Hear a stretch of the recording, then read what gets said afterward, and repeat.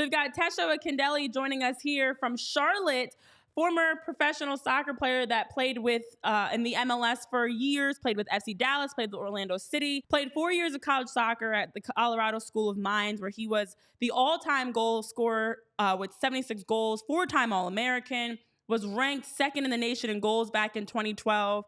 And outside of college, once he was done, he continued that goal scoring into the MLS and continued to be a phenomenal player, drafted in the first round in 2014. I remember that MLS Super Draft because actually I was coming out of college at the same time. Hey. But there he is, the goal scoring machine, holding some records, including at one point he held the record for fastest goal scored in the MLS, 31 seconds, scored into a game that was back in 2021. I'm interested to know if that goal record still stands. But welcome into the show, Tesho. Pleasure to have you here on PHOI Union Podcast. Tesho? Yeah, it's great to be here. Thanks for having me, guys. Yeah, we are talking right now a lot about the offseason and just the challenges of that quick turnaround for the Philadelphia Union specifically, but for every team in the MLS. It's been a couple weeks since the last season ended, and it's a couple weeks until you're getting a couple days now until you're getting back into training. So as someone that's been there, what is this time period like for a player where you're trying to manage how much you're prepping for the upcoming season, resting, spending time with your family, and just juggling all of these different things in a very quick off season? Yeah, I mean, the typical year for me would be like when the season ends, I'd do like 2 weeks of just nothing at all. Like I don't work out at all. I probably eat way more than I should be eating. Like I'm just like full on relaxing, but then you start to get back into it. And if you think, I mean, like a lot of obviously everybody who is in the off season right now are professional athletes who like working out is just built into part of who you are. So after 2 weeks, like you just start to get that itch, and you're like, all right, like now it's time to do it. But sometimes it can be difficult, like look at the roster of Philly Union or any team in the league. People are from all over the place, so some guys might be in Philly, but a lot of guys might be home, whether it's a different state or a different country, so a lot of people may be working out almost in a bubble, like in a bubble, meaning like you're kind of running laps by yourself, like I would be sometimes in Dallas in the preseason, just there in the cold, sprinting on the field by myself. So after a while that gets tiring, and it's nice to actually get back into preseason with the guys where instead of like sprinting around by yourself, you're actually, in the battle again with your friends, being able to joke around and actually play some soccer again. Hey, Tesho, JP Zapata over here. I wanted to ask you, because a lot of the topic of discussion this past season for all players league-wide, it seemed like, was the amount of matches played. Obviously, Leagues Cup was introduced here. Just curious about your take, and if you were preparing for this upcoming season, knowing Leagues Cup is back, how would you prepare? Yeah, I mean, I don't know if I would prepare that differently up front. I think it's more of like a man management thing during the season. Like obviously when you're preparing for the season, you're gonna try to get as fit as you can, as healthy as you can. There's not gonna be really any difference. I would just say it's kind of up to the teams to manage their players, and so like for me, I mean, if you look at how many games MLS teams play compared to European teams, like the European teams are playing a lot of games too. I guess the argument could be that there's a little bit more depth of roster, and so maybe that's something that the league might need to address. But for me, in terms of like number of games, I don't know if it's too much because it's kind of like standard for the world, but it might just be like too many games put on individual players, whereas in Europe they have squads that they're kind of rotating through people a little more.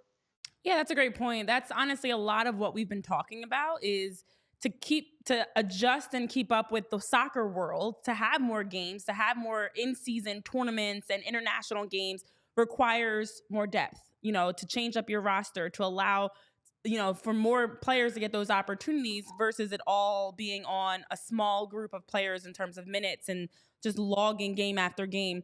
Now, for you also, as someone that's a goal-scoring machine, haven't been retired that long, I'm sure you could still find the back of the net if it puts you on a pitch somewhere. A lot of what we've talked about for the Union, but there are other teams that are in a similar boat. It comes down to goal scoring. I was a goal scorer myself, Tesho. I always tell people it's not an easy thing. It's very hard to score goals. Anybody can score goals, but not anybody can be a goal scorer. So the mentality of being a goal scorer, if you're looking at a team like the Union or anybody else in the MLS trying to take that next step to get their offense going, where would it start for you? What do you think is most important for a player or a team to really be able to refocus and figure out how to get their offense going? Putting your coaching hat on in that sense. Yeah. I mean, teams like Philly, I mean, obviously Philly's been a good team for a while and they've scored goals, you know. So I think the guys there know how to do it. And they've also had like multiple people score double digit goals, I think, a few times. So they have people on their team that are quality. The goals can come from all over the place. But I think, you know, whenever those moments, because teams through seasons might go through ups and downs of scoring, it's just about really tuning in and being sharp in the finishing, you know, because you get your chances. And if you're kind of like, oh man, I wasn't really ready for that one. Like you only get that one, you know? So being a striker is really about like, it might be the whole game and you didn't really get a touch of the ball, but 90th minute, you get it, you got to be ready, tap it in or shoot it, whatever it may be. So just staying focused. And that obviously starts in training too. At the end of most training sessions, you might do a finishing drill. So how are you approaching that as a player? Like, are you kind of relaxing, toning down for the day? Or is it like, all right, I'm a striker. This is my time to lock in, show myself what I got, show the coaches what I got. And so I think that mentality starts in practice and can hopefully carry through to games. Tesho, I mean, we are a Philly Union podcast, so we have to ask, any good memory stories you got for us playing against the Philadelphia Union? I mean, even before I got drafted, so when I was at the combine, same year as Andre Blake, he was drafted number one Nice. overall. Same year I got drafted, and so I came from a Division II school. No one knew me. The combine was my chance to make it. You know, the first day I scored a goal. Second game, I was playing amazing. You know, not to hype myself, but I was playing amazing, and I was beating defenders, shooting it, and this guy Andre Blake was just robbing me left and right. Like so I couldn't score. I had like four that I left my foot and I was like, goal, you know. And you know how it is. Like when you shoot it right nice, you'd think it's a goal, and he pulled him out. So that's like the first, you know, that was before he was even at Philly. But and you guys have seen it more than anyone else that this guy is just a different level of goalkeeper. So he robbed me, man. And another thing I guess about Philly too is just the consistency of their style of play. It's like you know how they're gonna play, and a lot of times you know who they're gonna play, and you prep for it the whole week, and then like they still do it to you. Like you're like, all right, this is what they're gonna do, and they still do it. So it's kind of like it could be frustrating sometimes, but I think that just speaks to the quality of the players, even from the coach, from Jim Curtin, to the belief in his system, and to be able to like they go in a lot of different situations and impose their system on people. So that's kind of two nuggets of my thoughts of Philly. I love that. I love Sounds like Andre that. Blake. Yeah. But, you know, so much has changed since 2014. 2014 clearly was the best year. Let me just throw that out there for all soccer players coming out into the pros. But a lot has changed for soccer overall. NWSL, MLS, US soccer. Obviously, you also have played internationally. You played with the Canadian national team. You have seen it all from a variety of different perspectives. You know, what have you enjoyed most about the growth of the game as someone that's been a big part of, you know, key memories and moments in soccer? I think just watching the quality of younger players as they start to come up and being like, wow, you know, these kids are really good. So my last year in Orlando, for example, we had a couple guys that were like 17, 18 years old they're just amazing players, you know, and they weren't even sniffing the first team. So and there's players like that in Philly too, because I know they have a really good academy system. The professionalization of the game from a younger age in the US is serious right now. And these kids are beating, like I don't know how much like the fans are paying attention to what's happening in the academy, but they're beating European teams. Like when they do tournaments, they're beating like the Mm-hmm. Manchester Uniteds. Like Philly Union is like beating Man United in tournaments, and that's serious. So I think just seeing the growth of the game from like the academy kind of started when I was 16 or 17. I never even played in the academy to now it's like you're in the academy, you're in a professional environment from the time you're a kid. Your mentality is professionalized from the time you're a kid, and it's producing players that are just unbelievable. You know, so like I was saying, last year I'm playing, and there's these 17 and 18 year olds just doing just ridiculous stuff, and I was like, all right, you know, maybe it's time for me to to move on and pass the torch down to some of these younger guys because they're amazing. So I'm excited. Like, and I've really enjoyed watching the game as a fan now too. This first year out of it, just the quality has gone up and up every year. Tesho, so recently I just watched the Jason Kelsey documentary, and there was a lot of talk about retirement. So I kind of wanted to ask you, someone who went through that, kind of like, what's the most challenging thing about going from a professional athlete to retirement? and any advice you would give to a professional athlete going through that process as well. The most challenging thing is finding time to work out, honestly, because like when you're a pro athlete, you never have to think about it, right? Like your job is working out, so you never had to work out on the side. Versus now, I have two kids, I have a wife, so I'm waking up. I wake up at like 4:30. I go work out at like 5 o'clock in the morning, So that's been one thing that's been difficult. I think honestly, I did a good job in my transition because I had some passions outside of soccer. I started I was interested in real estate investing, real estate developing, which is what I'm doing now. I work for a real estate development company, and while I was playing, I got really passionate about like the impact I could have on the world through real estate development and just building better neighborhoods, making the world a more walkable place. And so that would be my advice to players: is find that passion, like find what that thing is, and if you have like an idea of what it might be, find someone in your city who's doing something like that and invite them to meet up. So if you're in Philly and you're interested in real estate, just Google like who are the best real estate developers in Philly and call them up. And a lot of guys, like, I think they're nervous to do that, but I always tell them, think about it from the other side. Think if you're the developer and Andre Blake calls you and is like, hey, I would love to get a coffee with you. That guy's taking that meeting all day, Oh, yeah. So I would encourage players to just reach out to people in their city who they think are doing interesting things outside of soccer and just expand yourself as a person a bit.